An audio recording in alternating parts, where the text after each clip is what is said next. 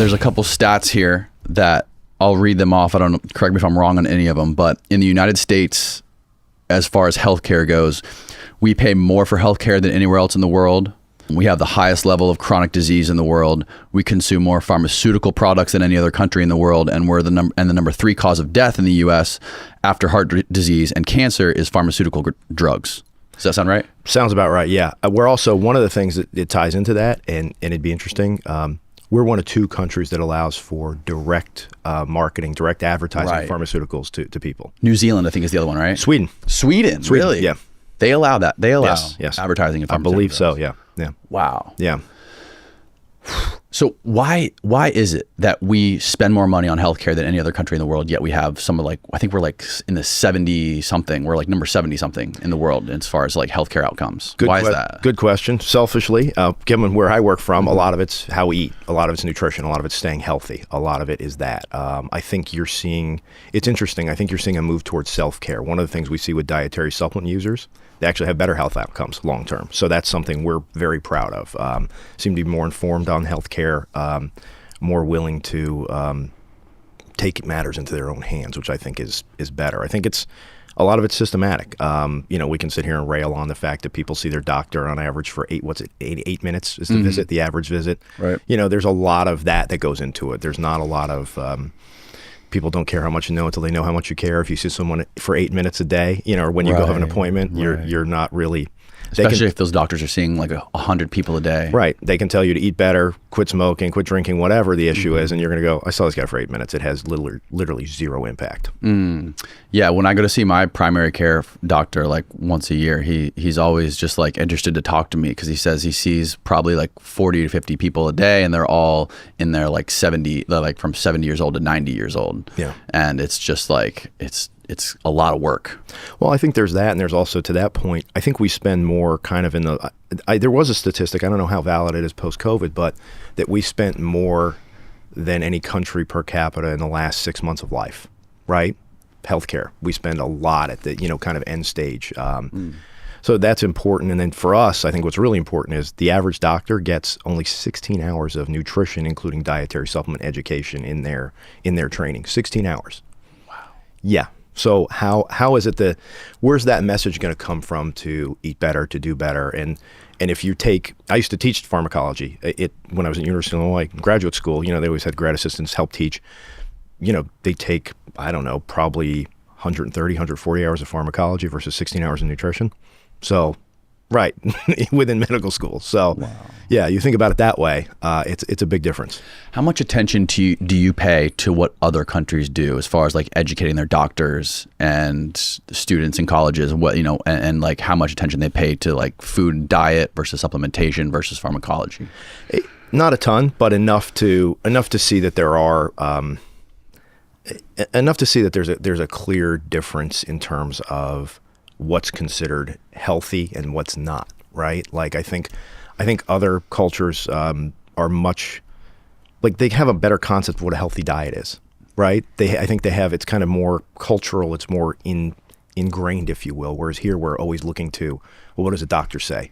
And now it's, well, what does Dr. Google say, right? So versus looking kind of internally. Yeah. Also, recently, I don't know like what the trend has been over the last 50 years in the U.S. as far as like where we are on like the global spectrum of healthcare versus other countries. But it seems like now there's a lot more open information on the internet, like on YouTube there's people like Huberman that talk about stuff and how people can basically like take control of their own health. Yeah.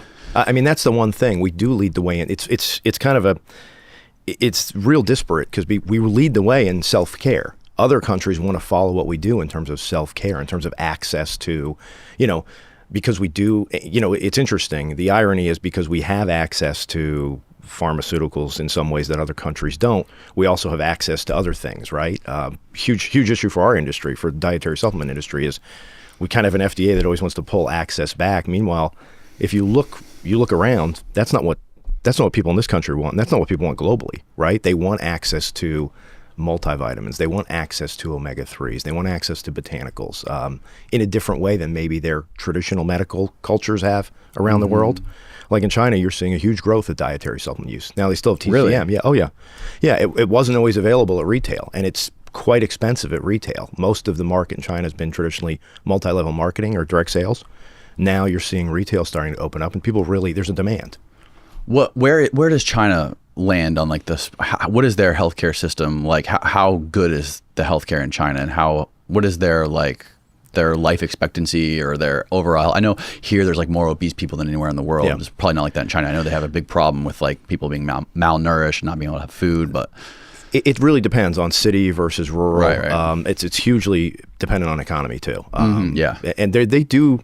I mean, they do have some challenges with obesity. I don't think that's but I think part of that too is they see, oh wait, you know what, high fructose corn syrup, people like that in the United States. Let's start putting that in some food here too. So I think when you're seeing those changes, it makes a huge difference. But if you look at the fortification programs in some of those countries where they started adding vitamins and things like that, you've seen.